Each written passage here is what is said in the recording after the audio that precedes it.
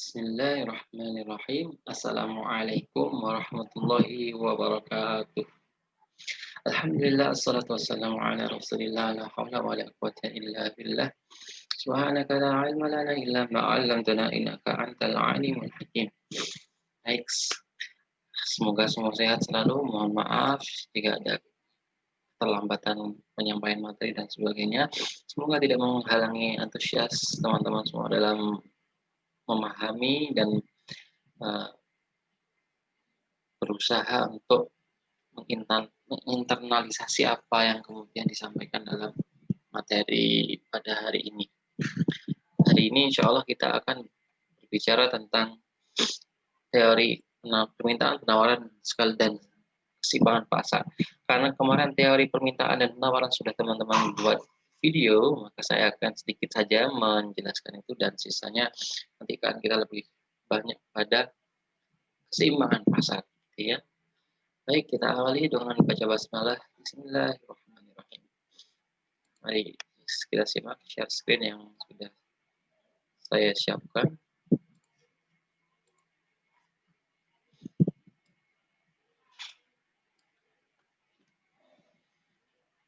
Oke, beruntung ya Anda karena hari ini kita menggunakan bahasa Indonesia, ya sedikit selingan, semoga semakin paham gitu ya. Oke, ini karena pakai Zoom jadi transisi antar slide-nya mungkin agak bermasalah.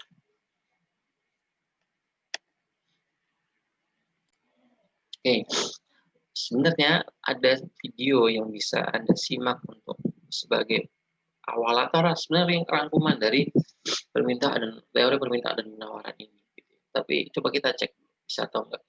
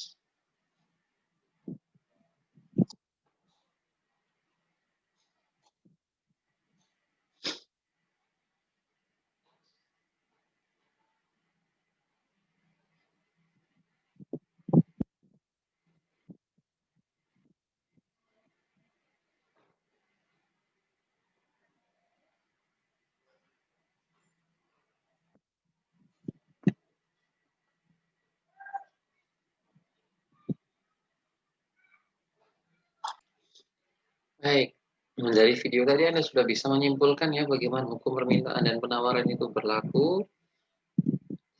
Oke, saya kira tidak perlu saya ulang terlalu banyak. Jadi intinya kalau permintaan adalah harga semakin tinggi, permintaan semakin turun. Kenapa? Ya pelanggan pengennya itu yang harganya murah lah. Kalau semakin tinggi semakin tidak terjangkau. Jadi hukum permintaan adalah sudut pandang konsumen. Lalu, nah, apa saja yang mempengaruhi permintaan itu? Ada banyak, ada harga barang itu sendiri, harga barang yang terkait, itu sudah dijelaskan ya. Bagaimana hubungannya antara jeruk dan mangga? Ketika itu jadi barang substitusi, maka ketika harga jeruk melambung, pasti permintaan mangga naik dengan asumsi harga mangga tidak naik juga. Sepatu dan kaos kaki komplementer, semakin tinggi harga kaos kaki, semakin tinggi harga sepatu, asumsinya adalah harga permintaan kaos kaki juga menurun karena pelengkap gitu ya. Sedangkan beras dan handphone tidak ada hubungannya, maka harga beras naik, harga beras turun, tidak ada pengaruhnya langsung kepada jumlah permintaan, jumlah HP yang diminta begitu ya, barang netral. Kemudian ada pendapatan rumah tangga semakin tinggi, semakin besar pendapatan rumah tangga, maka semakin tinggi permintaan akan suatu barang itu jika barangnya superior. Tapi kalau barangnya inferior, kalau semakin tinggi pendapatan justru akan ditinggalkan. Contohnya apa? Singkong. Gitu ya. Singkong pedesaan ketika pendapatannya naik, maka dia kemudian shift ke barang-barang atau bahan pokok yang lebih bisa dia jangkau, nasi dan sebagainya. Gitu ya. Nah, kalau barang mewah mah tergantung pendapatan pastinya ya. Semakin banyak orang berpendapatan tinggi, permintaan berlian cenderung bahkan naik. Kemudian distribusi pendapatan. Distribusi pendapatan itu jika di sebuah daerah apa namanya tingkat pendapatannya tinggi, maka otomatis permintaan juga akan lebih tinggi. Secara masyarakat sedang menggemari barang tersebut, permintaan juga akan tinggi. Termasuk jumlah penduduk, semakin banyak jumlah penduduk, otomatis permintaan akan suatu barang juga tinggi karena jumlah penduduknya lebih banyak. Ya, beberapa ekspektasi. Jika di masa depan ekspektasinya semakin tinggi terhadap suatu barang, maka permintaan juga akan tinggi. Ini kurva. Nah, ini kurva itu hubungan ya. Kurva yang menggambarkan hubungan antara harga suatu barang dengan jumlah yang dibeli. Contoh gorengan. Kenapa gorengan? Karena dulu saya pernah jualan gorengan, tapi tutup. Kenapa tutup? Karena boxnya, karena tempat gorengannya kayak keranda mayat. Akhirnya benar-benar jadi mati. Ya. Nah, di sini Anda bisa lihat, jadi semakin tinggi harga, semakin rendah harga, semakin banyak permintaan. Itu kan pengennya konsumen. Kalau bisa ke 1.000, kenapa harus bayar 3.000? Gitu ya. Asumsinya begitu. Ketika asumsinya lah ceteris paribus, artinya apa? Faktor lain itu tidak berubah, hanya harga saja yang berubah. Kemudian ini kurvanya gitu ya. Sumbu X itu adalah jumlah yang diminta, Q quantity, dan sumbu Y adalah harga atau price. Hubungannya berbanding terbalik. Kalau berbanding terbalik berarti negatif slope-nya, dan mereka memiliki hubungan yang berbalik. Berbalik bagaimana? Ketika harga naik, permintaan turun. Cepat aja ya, ini ada permintaan pasar, mungkin udah jelasin juga teman-teman ya. Jadi kalau permintaan pasar adalah kumpulan dari permintaan individu, Joko, Paino, total semuanya dan permintaan pasar. Ya, jadi kalau seluruh permintaan pasar di suatu daerah di Sleman misalnya, ya semua penduduk Sleman permintaan berasnya berapa misalnya, begitu, permintaan buahnya berapa. Nah, ini kurvanya gitu ya. Nah, ini pergerakan kurva permintaan. Pergerakan kurva permintaan itu seperti sebelumnya di gambar kurva sebelumnya kan lurus ya, ada titik-titik tertentu. di sini. Kurva itu bisa bergerak. Bergeraknya itu jika ada perubahan harga barang itu sendiri. Jadi misalnya ketika harganya itu berapa? 3.000, maka permintaannya 600. Ketika harganya naik menjadi 4.000, permintaannya jadi berapa ini? Jadi 400 gitu ya. Nah, itu maksudnya bukan. Jadi kurva itu hanya bergerak di sepanjang kurva itu ketika harga barang itu sendiri berubah. Tapi kalau misalnya ada faktor lain,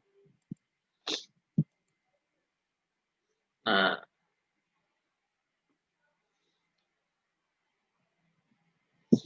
itu pergerakan ini kok pergeseran. Misalnya, jadi kalau kurva itu bergeser, kalau permintaan itu bertambah, kurvanya bergeser ke kanan. Ya, kurva awal ini D1, kurva awal D1. Maaf. Nah, ini ya. Terus Mbak. Ya.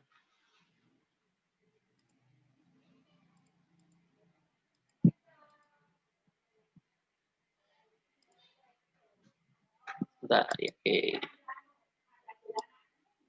Nah, di sini kurva awalnya adalah D1. Ketika ada permintaannya naik, misalnya karena pendapatannya naik, misalnya karena jumlah penduduknya bertambah, karena selera masyarakatnya juga bertambah, maka kurvanya bergeser ke kanan, ke kurva D2. Tapi sebaliknya, kalau pendapatan masyarakat turun, resesi gitu ya, maka kata Prof. Saida, jadi penurunan daya beli masyarakat, pendapatan menurun, maka permintaan suatu barang bisa juga bergeser, permintaan suatu barang bergeser ke kiri karena jumlahnya bergeser. Kenapa bergeser ke kiri? Di sini kan kurva Q ya, kuantitas ini. Nah, ini kalau bergeser ke kanan, berarti kan Q-nya bertambah, otomatis jumlah permintaannya bertambah. Kalau ke kiri, itu berarti kurvanya bergeser ke kiri karena jumlahnya Q-nya itu berkurang gitu ya. Misalnya di sini jumlahnya 5, di sini 7, di sini 3 ya. Tapi akan kelihatan di situ ya. Kemudian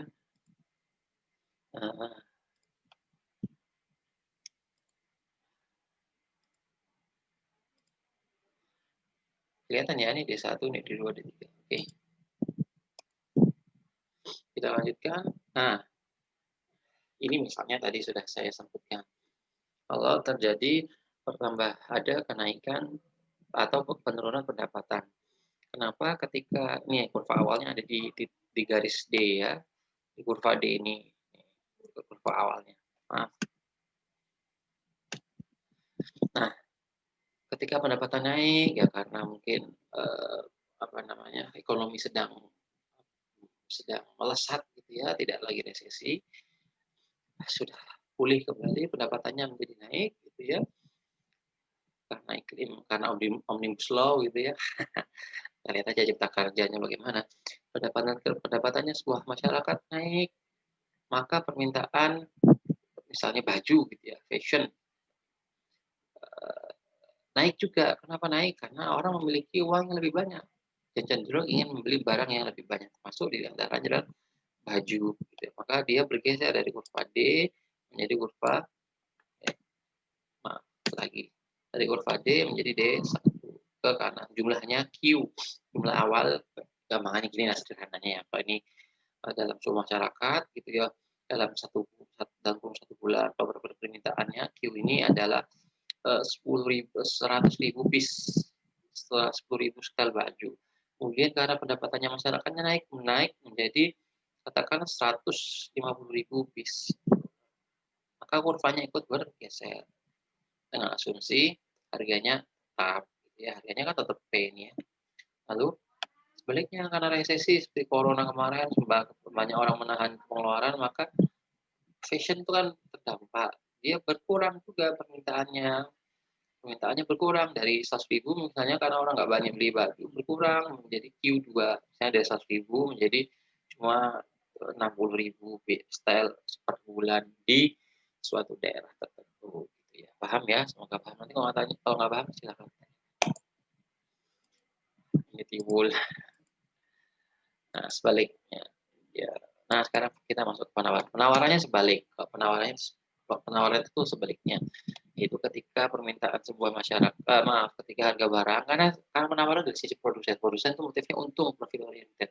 Otomatis ketika seorang produsen itu ingin mendapatkan motifnya profit, ya kalau bisa ya jual sebanyak-banyak barang lah, kan gitu ya sederhananya. Tapi pada titik tertentu nggak semua orang mau membeli produk yang sudah dihasilkan di produsen tersebut.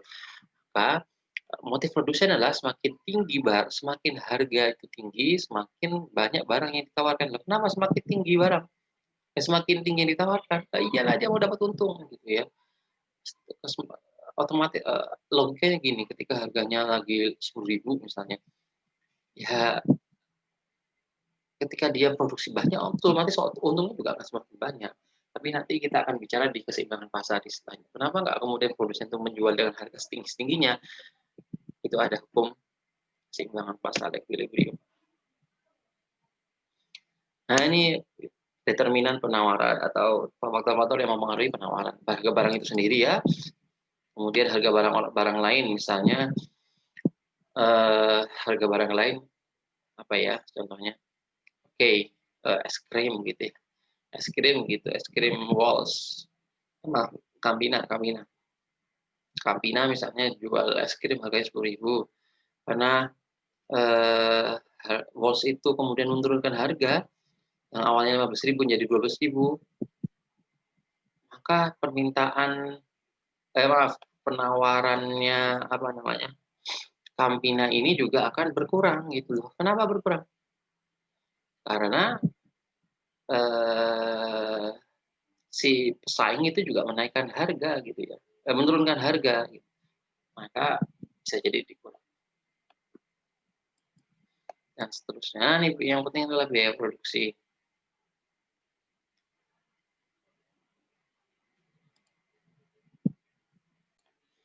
Saya ulangi tadi, di biaya harga barang lain selain kompetisi tadi begini, mungkin satu barang toko buah begitu ya. Toko buah itu kan masih menjual lebih dari satu buah pastinya. Misalnya begini, antara tadi mangga dan jeruk misalnya. Nah, misalnya ketika harga jeruk itu naik gitu ya, harga jeruk itu naik, otomatis permintaan akan jeruk itu juga akan turun otomatis. Produsen ini akan menambah jumlah stok atau jumlah penawaran buah yang lain, jumlah buah mangga berarti ya tadi ya. Oh, harga jeruk turun, maka ketika harga jeruk turun, maka harga penawaran mangganya kan naik gitu ya.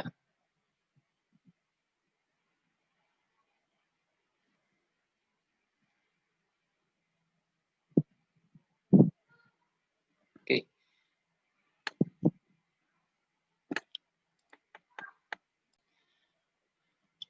Mohon maaf, ada satu hal yang saya sedikit revisi. Jadi begini konsepnya. Karena ulangi tadi konsep mangga dan jeruk.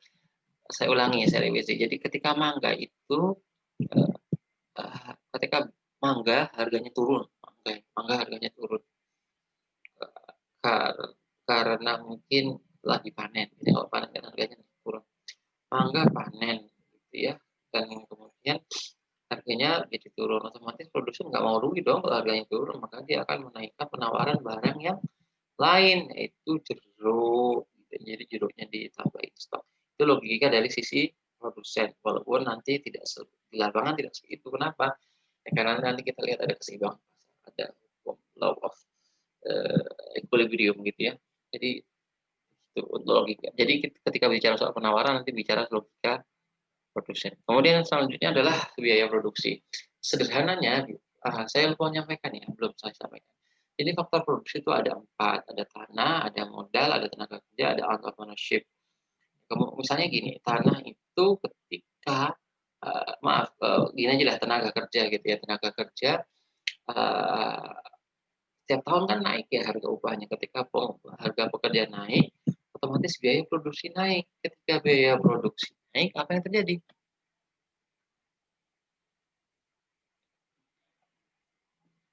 Yang terjadi pasti akan mengurangi penawaran. Kenapa? Ya harganya semakin tinggi. Kalau kemudian menaikkan harga bisa-bisa ya, eee, bisa-bisa kemudian nanti nggak laku di. Oke, itu misalnya tenaga kerja. Kalau misalnya dari apa namanya, biaya modal begitu ya, misalnya harga perusahaan perusahaan apa enaknya ya, misalnya perusahaan, ini apa, teh botol gitu ya. Kalau harga gula naik, kemudian harga tehnya juga naik, pasti biaya produksinya juga akan naik. Kalau harga produksi naik, biaya produksinya naik, otomatis apa namanya, akan semakin membengkak gitu ya, akan membengkak ketika biaya produksi membengkak, maka akan berpotensi mengurangi keuntungan. Untuk itu, produsen ketika biaya produksi naik, penawarannya akan diturunkan. Sebaliknya, kalau misalnya harga-harga barang modalnya turun, misalnya harga gula turun, harga tehnya turun, efisiensi biaya begitu ya, maka produsen akan menambah terus jumlah produksinya. Itu yang disampaikan kemarin, kapasitas produksi itu salah satunya dengan teknologi, kata Prof. Saida. Ketika membahas production possibility curve. Oke, lanjutkan sedikit. Oke, kemudian teknologi terakhir ya. Teknologi semakin maju, semakin efisiensi biaya produksi akan semakin banyak penawaran. Nah, ini kurva penawaran sebaliknya, kurvanya itu lebih tinggi gitu ya. Kurvanya itu berbanding lurus. Ketika harga naik, penawarannya juga akan naik terus. Nah, ini sebalik sama ya.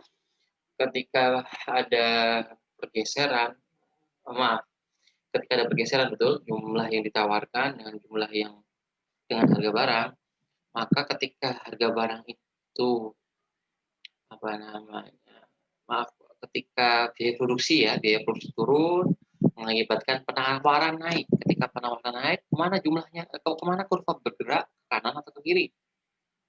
Ingat, lihat kurva X ini. Kurva X kan Q. Maka kalau tadi sudah kita sebutkan, kalau jumlah penawaran naik berarti jumlahnya barangnya kan nambah. Berarti gesernya ke kanan, ya. Baliknya kalau jumlah produksinya berkurang ke kiri. Gitu.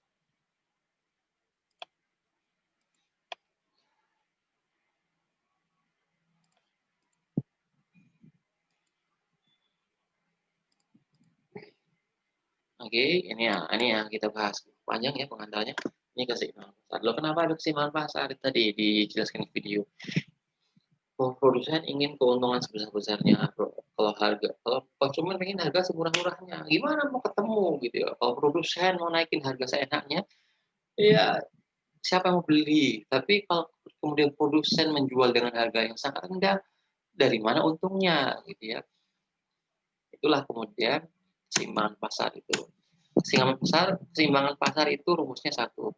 Ketika jumlah yang ditawarkan sama dengan jumlah yang diminta, supply plus demand. Nah, bagaimana cara menentukannya? Ada 3 cara, dengan angka, dengan kurva, dan perhitungan matematis. Nah, mulai dari sini ada latihan soal banyak nih.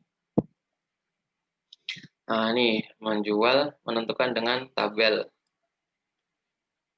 Yang pertama, kita perlu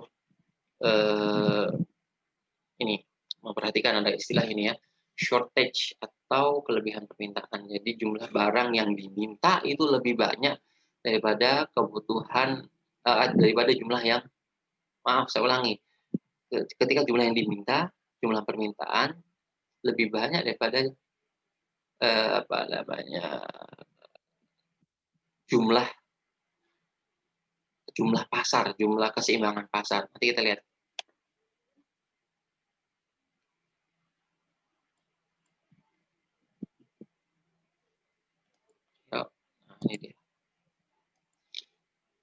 Nah, dilihat dari 3 tabel ini ya.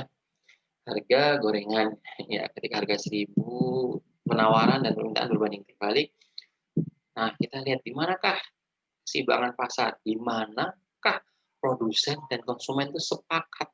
Jadi ginilah sederhananya dulu mau lihat keseimbangan pasar itu. Ketika Anda tawar-menawar di pasar atau mau beli HP gitu ya, deal-dealan gitu ya. Bargaining, tawar-menawar. Harganya konsumen misalnya harga HP 2 juta. Ditawar oleh pembeli, janganlah, jangan 2 juta, 1,8 aja ya, gimana? Mau nggak? Jangan mas, sekolahanku nggak nyampe segitu.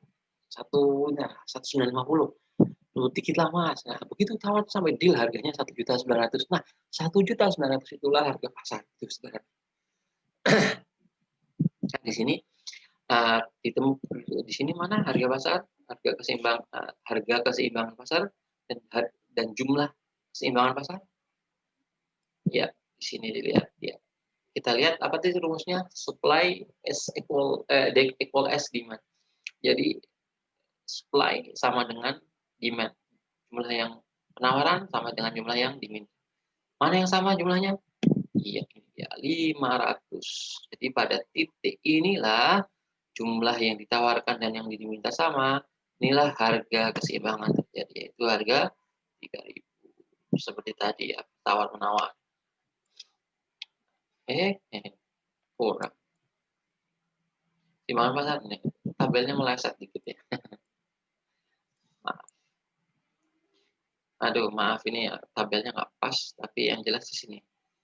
Nah, di sini ada kelebihan penawaran dan kelebihan permintaan. Kelebihan penawaran itu, sebentar saya revisi sedikit ya. Oke, sudah benar tabelnya ya. Simsalabim. Oke, di sini dilihat, di sini harga keseimbangan pasar adalah Rp3.000 dan jumlah keseimbangan pasar adalah 500 jumlahnya.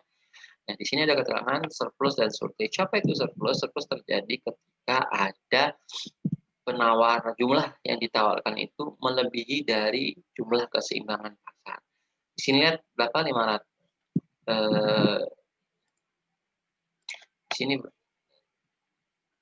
di sini 500 ya. 500 dengan 800. Ada selisih berapa?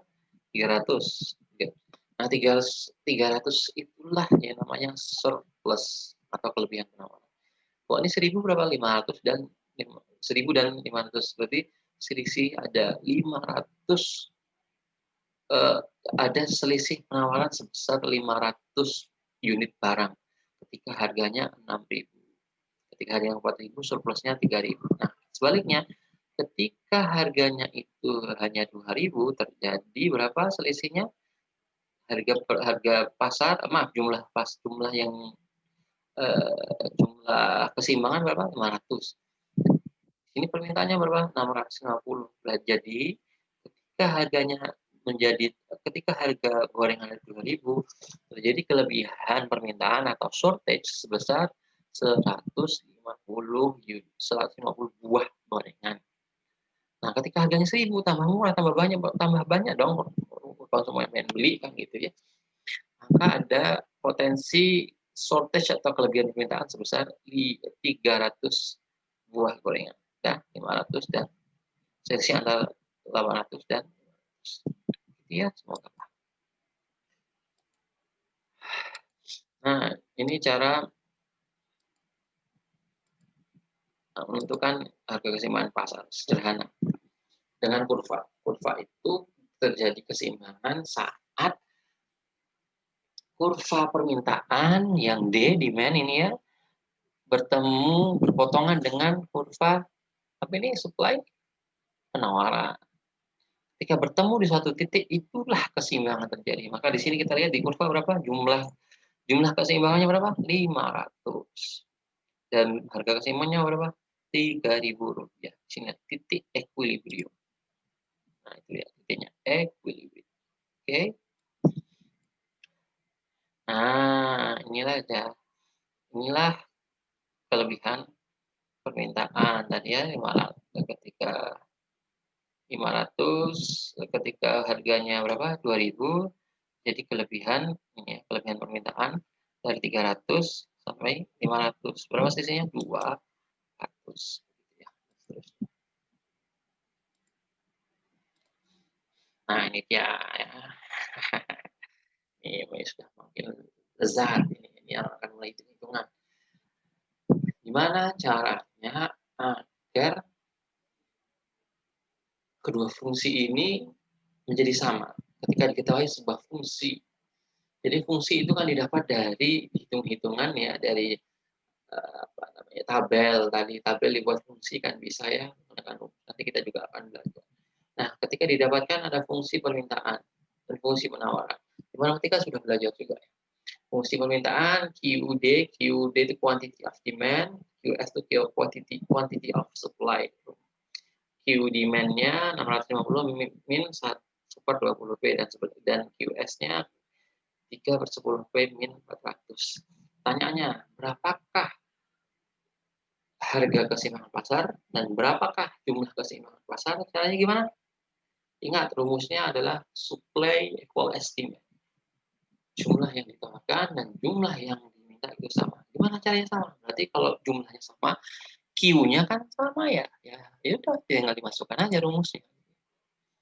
Ya, keseimbangan QD sama dengan QS. Nah, dimasukin masing-masing fungsinya, samaannya.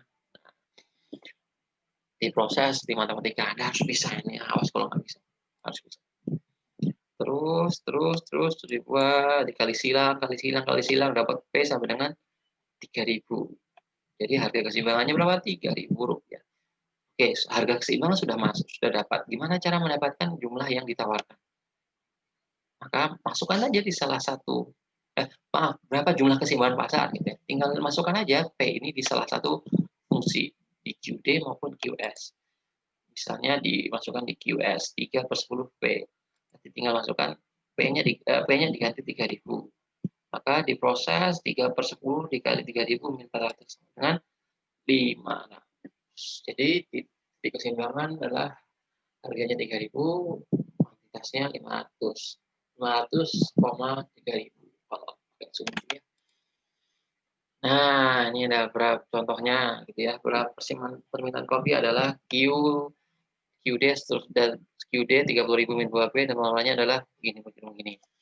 Berapakah harga dan kuantitas keseimbangannya? Caranya gimana?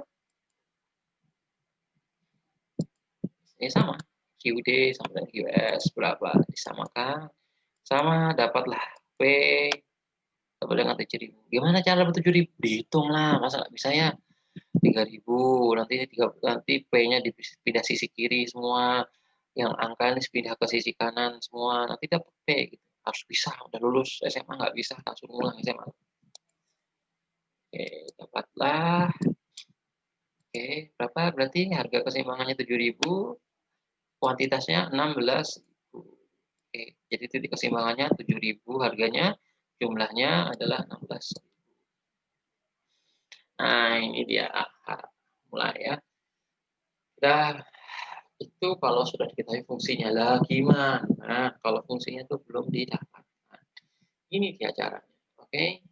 Caranya adalah dengan menggunakan rumus ini. P min P1 sama per P2 min P1 sama P min P1 per P2 min P1 sama dengan Q min Q1 per Q2 min Q1. P ini adalah konstanta P, jadi nggak usah diganti P-nya ya. Kalau P1 adalah harga awal. Oke, P1 harga awal, Q1 adalah harga awal, jumlah awal. Nah, P2 adalah harga setelah berubah, baik itu naik ataupun turun. Q2 pun begitu, adalah jumlah setelah berubah, baik itu jumlahnya naik ataupun turun. Kita lihat di sini. Kalau saat harga jus melon 5.000 ini berarti ini apa?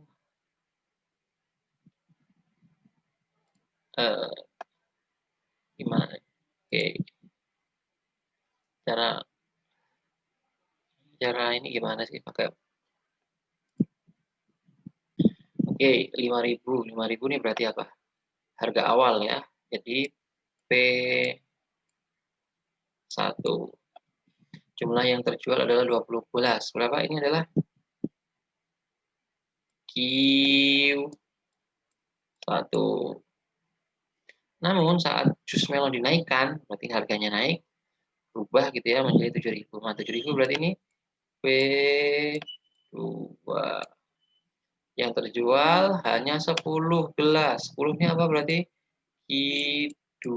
Oke, ini tinggal dimasukkan ke rumus yang tadi. Apa rumusnya? P min P1 per P2 min P1 sama dengan Q min Q1 per Q2 min Q1. Saya masukkan ini ya.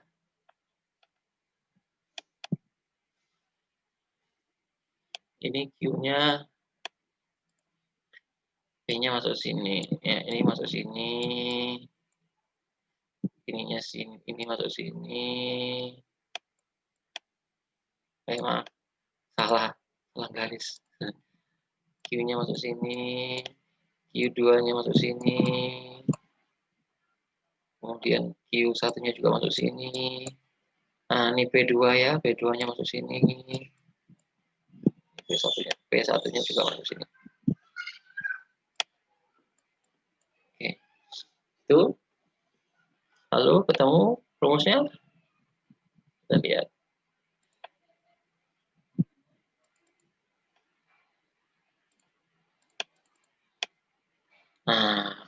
Nah ya. Ini hasilnya.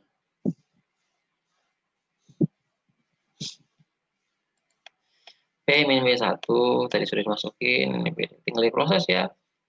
Gimana cara ngerjainnya? Ini kalau nggak bisa juga, aduh, Mbak. Nah, ini sama kali silang ya, Mas, Mbak. Ini gimana caranya? Diproses dulu nih. Jadi dikurangi, ini dikurangi dulu, ini dikurangi dulu. Nah, ini dikurangi dulu. Oke, ini juga dikurangi dulu. Terus ketemulah ini. Kemudian kali silang, ya, kali silang. Kali silang, ini kali ini kali ini. Oke, ketemu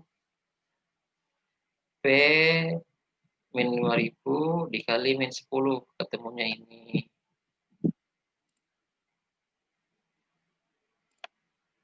Inilah ketemunya nih, ketemu ini. Kemudian Q min 20 dikali 2.000, ketemunya di sini. Kemudian diproses, gitu ya. Q-nya dipindah ke sisi kiri, P-nya pindah ke kanan. Nah, kenapa? Kita mau cari Q-nya dulu. Kita mau cari Q-nya dulu, jadi dipindah sisi kiri, P-nya pindah sisi kanan. Ini harus belajar nih. Harus mengingat lagi gimana cara perkalian silang ya. Oke.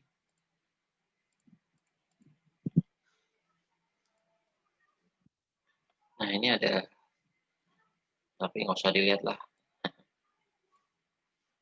Oke.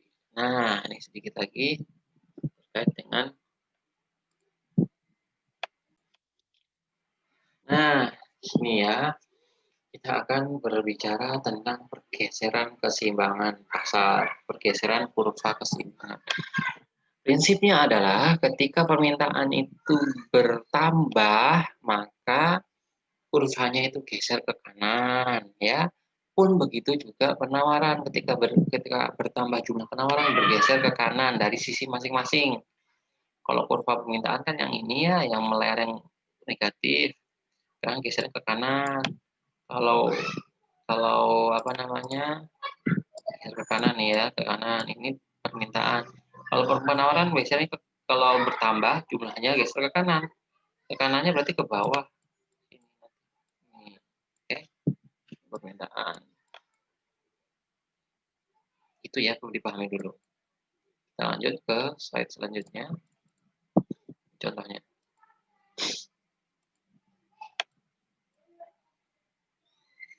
Nah, ini ada berbagai macam kasus ya.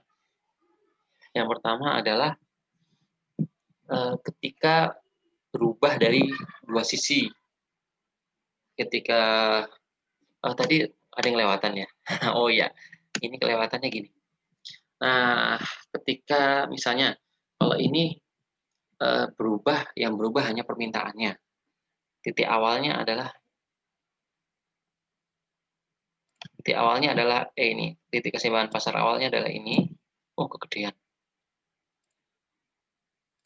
Titik keseimbangan awalnya adalah ini ya. Nah,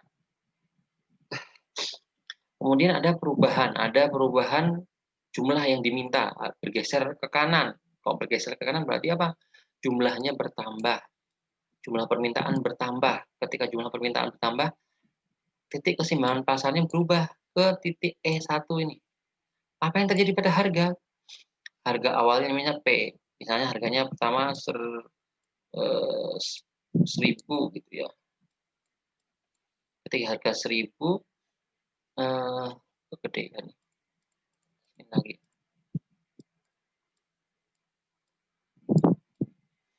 1000 gitu ya. Kemudian karena permintaannya naik ya, jumlah permintaannya naik, jumlah yang diminta itu naik, kurvanya bergeser ke kanan. Ini bergeser ke kanan. Nah, tapi jumlah penawarannya tetap. Akibatnya harganya itu ikut naik ke titik P1. Misalnya harganya 2000 atau 1500 deh. Ulangi ya.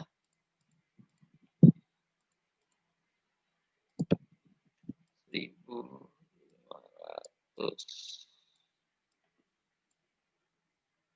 Gitu ya. Contohnya gini deh. Misalnya harga misalnya harga buah lagi, kita gampangnya buah. Harga buah mangga gitu ya, naik. Harga buah mangga itu, ini kasusnya mangga misalnya, ketika harganya itu 10.000 sekilo, tak sampai nolnya. 10.000 sekilo, permintaannya katakanlah dalam sebulan ya, di sebuah daerah di Sleman misalnya, jumlah yang ditawarkan adalah 200, jumlah keseimbangannya 200 kilogram. Nah, karena musim panen,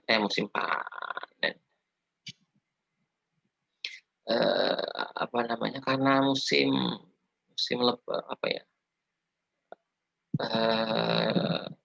silaturahim itu bulannya Syawal misalnya.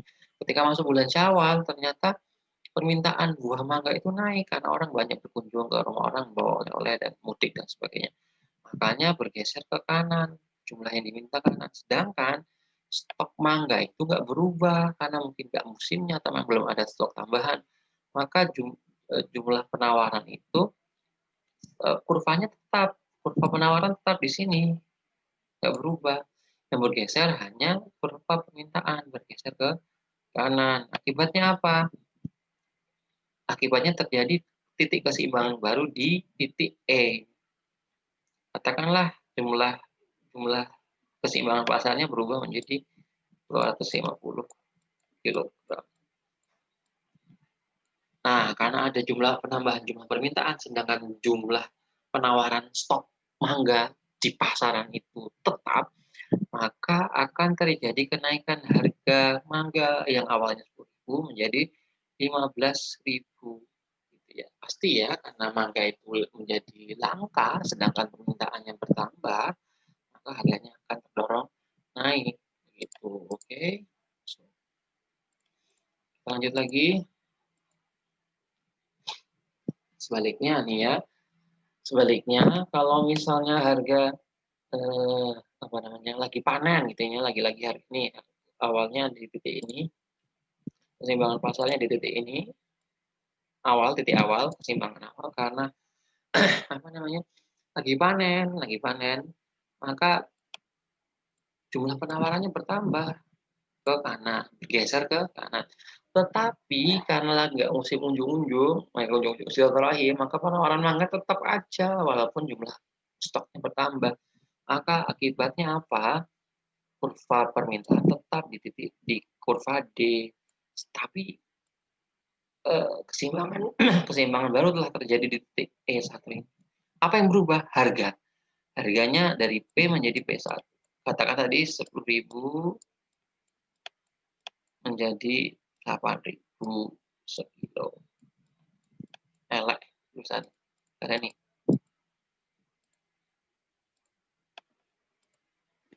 Karena 8.000 ya. Ini 8.000. Nah, sampai sini paham ya?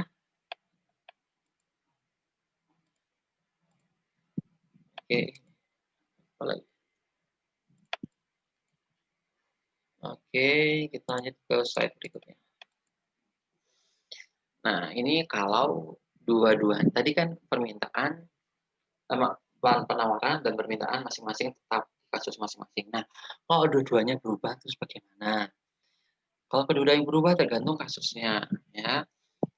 Jika pertambahan penawaran dan permintaan sama, pertambahan penawaran dan permintaan sama, apa yang terjadi? Yang terjadi adalah kurva permintaan dan penawaran sama-sama bergeser. Bergeser kemana? Sama-sama bertambah. Geser ke kanan. Nah, geser ke kanan. Nah, jumlahnya apa namanya? Jumlahnya itu sama-sama bertambah, gitu ya. Sama-sama bertambahnya gimana? Bisa dilihat. Ini tambahnya, nih ya. Selisih dari D ke D1 dan S ke S1 ini jumlahnya sama pertambahannya. Pertambahannya berapa? Sama-sama pertambahannya adalah dari Q jadi Q1. Misalnya jumlah mangga ya dari 200 kg menjadi 250. Nambah jumlah permintaan dan jumlah yang diminta, jumlah mangga yang diminta dan jumlah mangga yang ditawarkan sama-sama naik 50. Ya, selisihnya kan 50 ya. 50 sama naik sama-sama 50. Apa akibatnya kalau begini? Dampaknya adalah harganya tetap, tapi jumlah keseimbangan pasarnya berubah dari 200 menjadi 250. Oke, itu kasus yang pertama. Kasus kedua ini gimana ya? Tambahan permintaan lebih kecil.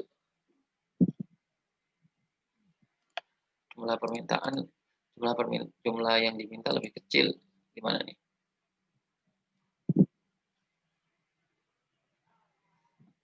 Jumlah yang diminta, ya sini, maaf, saya ulangi.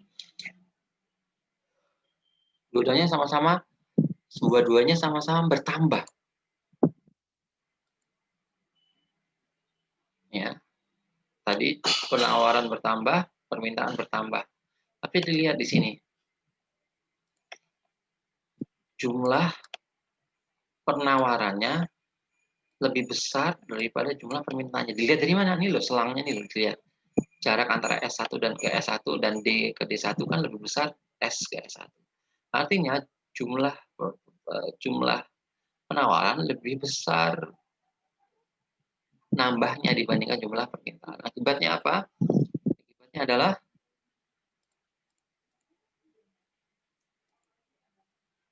harga jatuh, harga turun. Kenapa harga bisa turun?